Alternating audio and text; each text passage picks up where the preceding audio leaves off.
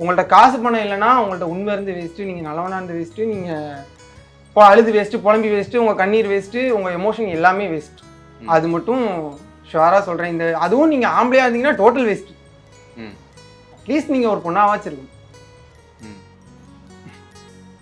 வேற எந்த மாதிரிலாம் பாதிப்பு அடைஞ்சிருக்கு? வேற என்ன லேர்ன் பண்ணிக்கிட்டீங்க? காசு பணம் தவிர்த்து வேற என்ன மாதிரிலாம் இந்த இன்சிடென்ட்க்கு அப்புறம் வாழ்க்கையில் என்ன லேர்ன் பண்ணிக்கிட்டீங்க?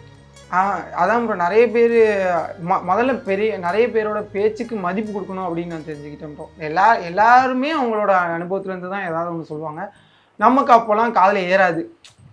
நம்ம எப்படி இருக்கோமோ அப்படிதான். நான் இப்போ நல்லவன் அப்படின்னா நான் நல்லவன் அப்படின்னு வெளியில் தெரிவேன் அப்படின்லாம் நான் நம்பிட்டு இருப்பேன்.